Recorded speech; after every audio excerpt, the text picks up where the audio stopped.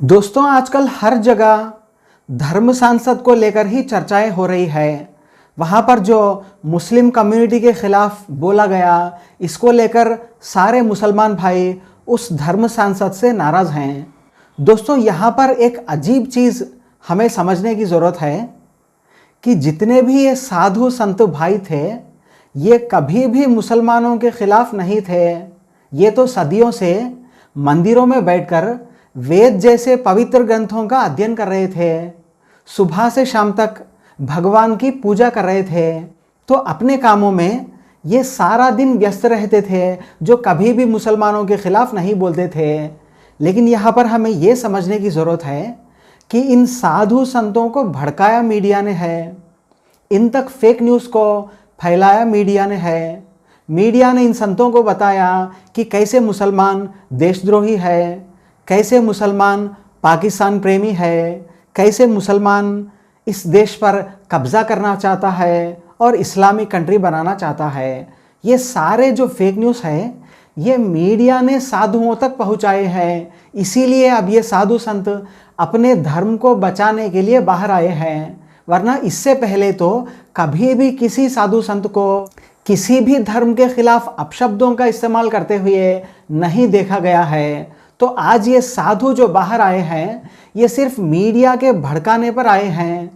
अब आप सिंपली यहाँ पर सिर्फ कालीचरण जी का ही एग्जाम्पल देख लीजिए। मीडिया ने जनता को लगातार भड़काया है कि कैसे गांधी जी मुसलमानों के सपोर्टिव थे, कैसे हिंदुओं के खिलाफ थे, कैसे वो मुस्लिम परस्त थे, कैसे वो पाकिस्तान परस्त थे। तो ये सारे न्यूज़ जो मीडिया ने फैलाए गांधी जी के खिलाफ में, उसको लेकर कालीचरण जी ने अपशब्दों का इस्तेमाल कर लिया गांधी जी के लिए। अब इसकी वजह से कालीचरण जी तो जेल में हैं, यहाँ पर मीडिया सेफ हो चुका है, जबकि गांधी जी के खिलाफ भड़काया ही कालीचरण को मीडिया ने है। लेकिन मीडिया ने यहाँ पर सेफ होकर कालीचरण जी को फंसा दिया है। इससे भी एक और अजीब एग्जाम्पल मैं आपको अब देता हूँ। जब मोदी जी ने किसान कानून वापस ले लिए, तब कई सारे साधु संतों ने मोदी जी से नाराज़गी जताई, यहाँ तक कि मोदी जी के लिए अपशब्द भी इस्तेमाल कर लिए और मोदी जी की फ़ोटो भी कार्यालय से हटा दी। इसलिए क्योंकि मोदी जी ने किसान कानूनों को वापस ले लिया, इसलिए ये साधु मोदी जी से नाराज़ हो गए। अब यहाँ पर आप देखिए, किसानों के ये जो कानून है, जितने अच्छे से इस कानूनों को सरकार जो इन कानूनों को लाई है और जिन पर ये इम्प्लीमेंट होने वाले हैं किसान, इन दोनों के अलावा इन किसान कानूनों को हम भी सही से नहीं समझ पाए। तो आपको क्या लगता है कि ये मासूम साधु किसान बिल्स को पढ़े होंगे?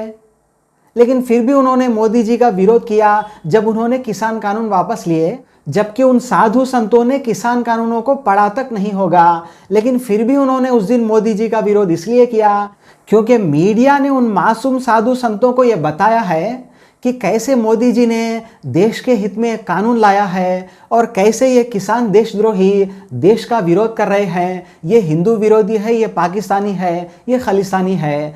तो मीडिया ने उन साधु संतों तक ये फेक न्यूज़ फैलाया था कि वहाँ पर किसान नहीं बल्कि खालिस्तानी बैठे हैं। इसीलिए उस दिन साधु संत मोदी जी से नाराज़ हैं, जबकि साधु संतों ने उन किसान कानूनों को पढ़ा तक नहीं होगा। तो यहाँ पर हमें ये समझना चाहिए कि ये जो साधु संतों का गुस्सा है, चाहे वो मुसलमानों पर हो या किसानों पर हो, ये उनका खुद का गुस्सा नहीं है, ये मीडिया का भड़काया हुआ गुस्सा है।